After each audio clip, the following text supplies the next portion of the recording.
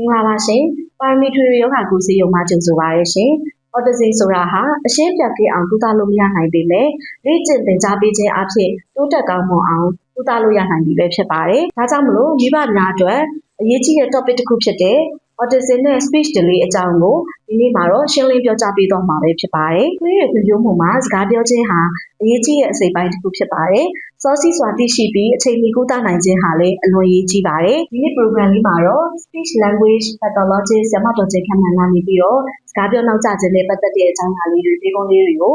ဆွေးနွေးဖြေကြားပေးတော့မှာပဲဖြစ်ပါတယ်။မင်္ဂလာပါဆရာမကြီးရှင်။ကျွန်မတို့ဆုံးနေနဲ့ဆရာမကြီးကိုဆရာမကြီးမိတ်ဆက်ပေးပါအောင်ရှင်။ ဟုတ်ကဲ့ပါမမန်ဒီကျမနာမည်ကတော့ကျင်ခမန်းဖြစ်ပါတယ်ပညာရေးမဟာပွဲနဲ့စကားပြောကူထုံ speech language pathology မဟာပွဲကိုရရှိထားတဲ့သူဖြစ်ပါတယ်အခုလက်ရှိမှာတော့ပါရမီဆေးရုံမှာလည်းလူနာတွေကိုကြည့်ပေးနေပါတယ်ဟုတ်ကဲ့ပါဆရာမကြီးရှင်ဒီနေ့ program လေးမှာတော့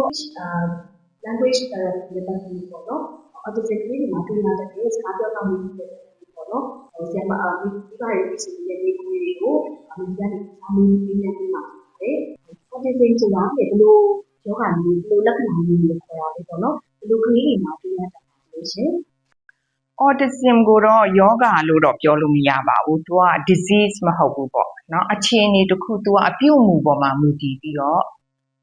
ဆုံးဖြတ်ရတာတစ်ခုဖြစ်ပါတယ်အဲ့ဒီအပြုတ်မှုနေနဲ့ပြောမယ်ဆိုလို့ရှိရင်ကတော့သူကအပြုတ်မှုဖြစ်တဲ့ယောဂမဟုတ်ဘူးဒါကြောင့်မလို့ autism ယောဂကိုပျောက်အောင်တော့ကုသလို့မရပါဘူးဒါပေမဲ့သူနဲ့ပတ်သက်တဲ့လက္ခဏာတွေကို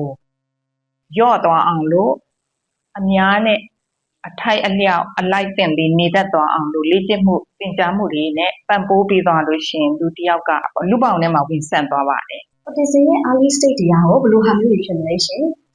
early sign ရှေးဦးလက္ခဏာတွေကတော့သိထားဖို့တော်တော်လေးအရေးကြီးပါတယ်ပေါ့ဘာလို့လဲဆိုတော့ autism မှာ biomarker ဆိုတဲ့တွေးစစ်ကြည့်လို့ရတဲ့လက္ခဏာမရှိဘူးတမန်ရိုက်ကြည့်လို့လည်း autism ကိုစစ်ကြည့်လို့မရပါဘူးသူ့ကိုအပြုတ်မှုပေါ်မှာ behavior ပေါ့နော် features တွေရှိတယ်အဲ့ဒီပေါ်မှာပဲမူတည်ပြီးတော့သတ်မှတ်ရတာဖြစ်ပါတယ်ပေါ့သူကနောက်ဆုံးအနေနဲ့ဆိုလို့ရှိရင် DSM-5 ကနေသတ်မှတ်ထားတာဆိုရင်သူအပိုင်းနှစ်ပိုင်းရှိတယ်ပထမတစ်ပိုင်းအနေနဲ့ကတော့လူမှုဆက်ဆံရေးအပိုင်းလူမှု social communication ပေါ့ဒုတိယအပိုင်းကတော့ restricted repetitive behavior or interest ပေါ့အပြုအမူကြီးပဲတက်တက်ပေါ့အဲ့တော့ social communication မှာသူကအပိုင်း၃ပိုင်းရှိမယ်ပေါ့နော်အပြန်အလှန်ဆက်သွယ်ရေးအားနေတဲ့ဥပမာတူတူရေးဝါဆိုရင်ကိုကတူတူရေးဆိုရင်သူကဝါပြန်မလုပ်တတ်ဘူး high five လို့ဆိုလို့ရှိရင်သူ high five ပြန်မလုပ်တတ်ဘူးစသဖြင့်ပေါ့ဒုတိယတစ်ချက်ကတော့မျက်နှာရိပ်မျက်နှာကဲပေါ့နော်ခန္ဓာကိုယ်ရဲ့ body language ကိုသူတို့နားမလည်ဘူးနောက်တစ်ခုကကြတော့ပေါင်းတင်ဆက်ဆံရေးအလိုက်ထိုက်နေတတ်တာပေါ့နော်ရုံးကိုလာတယ်ဆိုရင်ဒါရုံးမှာလုပ်လို့ရတဲ့အပြုမှုတချို့ရှိတယ်အိမ်မှာပဲလုပ်လို့ရတဲ့အပြုမှုတချို့ရှိတယ်အဲ့ဒါတွေကိုသူတို့ကခွဲခြားပြီးနားမလည်ဘူးပေါ့နောက်တစ်ခုကတော့ restricted repetitive behavior ဆိုတာကတော့လှုပ်ရှားမှုကိုယ်လက်အမူအရာတစ်ခုကိုထွက်ခါတလဲလဲပြောမယ်စလုံးတစ်လုံးကိုသူတို့ရွတ်နေမယ်ဒါမှမဟုတ်မိကွန်းမေးလိုက်တဲ့အခါကျလို့ရှိရင်အဖြေမဖြေဘဲနဲ့မိကွန်းကိုပြန်ပြောမယ်နောက်တစ်ခုကကြတော့အကြောင်းအရာတစ်ခုကိုလှေနံတာထင်မှတ်ထားတာပေါ့ဥပမာပါရမီဆေးရုံကိုကျမအရာနေမျိုးတွေကနေလာမယ်ဆိုလို့ရှိရင်ပြည်လန်းကလာမလားကဘာကြီးဖျားလန်းကလာမလားပေါ့အဲ့တော့ဒီကလေးတယောက်ကကဘာကြီးဖျားလန်းကလာမယ်ပြည်လန်းအများဝင်ပြီးလို့ရှိရင်တော့သူဟာအဲ့ဒီမှာပောက်ကွဲမှုတွေဖြစ်မယ်ပေါ့အစသဖြင့်အကြောင်းအရာတစ်ခုကိုအစွဲလန်းကြည့်တယ်လှေနံတာထင်မှတ်ထားတယ်ပေါ့နောက်တစ်ခုကကြတော့ကျင်းမြောင်းတဲ့မမှန်တော့စိတ်ဝင်စားမှုတဲ့ဥပမာတိုင်းလို့စောအကြောင်းဆိုအသေးစိတ်အသေးမွှားလေးကအစသိမယ်ဒါပေမဲ့တခြားအကြောင်းအရာတစ်ခုကိုစိတ်မဝင်စားဘူးနောက်ပြီးအဲ့ဒီအကြောင်းကိုစပြီးတော့ပြောတော့မယ်သင်တော့မယ်ဆိုရင်ပောက်ကွဲတဲ့စိတ်ပောက်ကွဲတဲ့အထိဖြစ်တတ်တယ်ပေါ့နောက်ပြုမှုတစ်ခုကတော့ခံစားမှုပေါ့အပြုမှုမဟုတ်ဘူးခံစားမှုအာယုံပေါ့ခံစားမှုအာယုံတွေလွန်ကဲတာပေါ့အတန်ခံစားမှုအာယုံဖြစ်ကောင်းဖြစ်မယ်အထီးတွေ့ခံစားမှုအာယုံဖြစ်ကောင်းဖြစ်မယ်အမြင်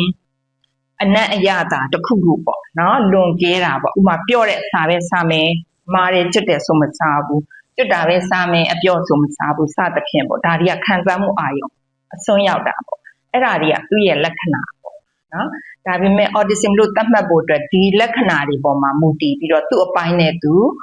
ပိုင်းခြားထားတာတွေရှိတယ်ဒါကြောင့်မလို့ဒီလက္ခဏာတွေက တစ်စုံတစ်ခုများတွေ့လို့ရှိရင်ကတော့တက်ကြွတဲ့ဆရာဝန်နဲ့လာပြီးတော့တိုင်ပင်ဆွေးနွေးပါလို့ ဟုတ်ကဲ့ပါဆရာမရှင်နောက်တစ်ချက်အနေနဲ့ပေါ့နော်ဒီလက္ခဏာတွေမိဘတွေကနေပြီးတော့သိထားတဲ့နေပေါ့လေဒီဆိုင်လက္ခဏာလေးတွေကဒါလေးတွေဖြစ်နေပေါ့နော်ဆရာမကြီးဒီလက္ခဏာလေးရှိရင်တော့ဒါ autism ရဲ့ early stage လို့မနီလို့ဒီလည်းသတ်မှတ်လို့ရတာပေါ့နော်ဆရာမကြီးအဲ့ဒါကအတိအကျပြောလို့မရအောင် autism လို့ဒီလက္ခဏာတစ်ခုတွေ့တာနဲ့ autism လို့သတ်မှတ်လို့မရဘူးဒါကြောင့်မလို့တက်ကြွတဲ့ဆရာဝန်တွေနဲ့လာတိုင်ပင်ပါလို့ကျေးဇူးတင်ပါတယ်delay speech ကဘာကြောင့်ဖြစ်ရတာလဲပေါ့နော်ဟုတ်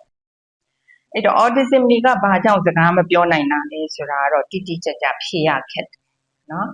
ဒီခေတ်တော်တော်လေးတိုးတက်တဲ့သိပ္ပံပညာတိုးတက်တဲ့ခေတ်မှာတော့စေပညာသိပ္ပံပညာတွေကမရှင်းပြနိုင်သေးတဲ့အကြောင်းအရာတွေထဲမှာဒီတစ်ခုလည်းအပါဝင်ပေါ့နော်ဒါပေမဲ့ကျမတို့ကဘာသိထားလဲဆိုတော့သူတို့ကစကားမပြောဘူးဆိုပေမဲ့ autism မှာသူက degree ပေါ့နော်သူ့မှာပြင်းထန်မှုအပိုင်းခြားတွေအမျိုးမျိုးရှိတယ်တချို့ autism ပဲဒါပေမဲ့စကားပြောတာတော်တော်လေးတွက်တချို့ဆိုရင်စကားလုံးဝမပြောဘူးပေါ့နော်သူ့မှာ autism ဆိုလိုက်တာနဲ့လူတိုင်းကဒီလိုလက္ခဏာဒီလိုပုံမှန်သဏ္ဍာန်ရှိမယ်လို့တရသိမှတ်ထားလို့မရပြန်ဘူးအဲ့တော့ autism တယောက်နဲ့နောက် autism တယောက်နဲ့ကလုံးဝခွဲပြားခြားနာနိုင် autism တွေကဥပမာဆိုလို့ရှိရင်ကမ္ဘာလူဦးရေမှာဆိုလို့ရှိရင်129ယောက်မှာ1ယောက်လို့ကမ္ဘာ့ကျန်းမာရေးအဖွဲ့ကသတ်မှတ်ထားတယ်ပေါ့နော်ရှိတယ်လို့ပြောထားတယ်နောက် CDC ကနေပြီးတော့မှဗာသတ်မှတ်တာလဲဆိုရင်36ယောက်မှာ1ယောက်က autism ရှိတယ်လို့သူတို့က data တွေဖွင့်ထားတယ်ပေါ့နော်အဲ့ဒီ autism တွေကိုပေါင်းလိုက်လို့ရှိရင်သူတို့ရဲ့30%ကစကားကိုလုံးဝမပြောဘူးဒါမှမဟုတ်အဖြစ်လောက်ပဲပြောနိုင်တယ်လို့ဆိုတဲ့စာတမ်းတွေကလည်းရှိတယ်ဆိုတော့တချို့ autism တွေကစကားကိုအများကြီးပြောမယ်နော်နောက်ပြီးတော့သူ့ထက်နည်းနည်းတိမ်မွေ့နည်းနည်းတာလေးတခုကသူတို့ကပြောတယ်စာအုပ်ဆိုရင်အဖုံးရှေ့ဖုံးကနေနောက်ဖုံးထိသူတို့ကဖတ်တတ်မယ်ဒါပေမဲ့ဖတ်သွားတဲ့စာရဲ့အကြောင်းကို comprehension ပေါ့ဘယ်လောက်နားလဲသလဲမေးလိုက်လို့ရှိရင်သူကဘာမှမရှင်းပြတတ်ဘူးစသဖြင့်အမျိုးစုံရှိတတ်ပါ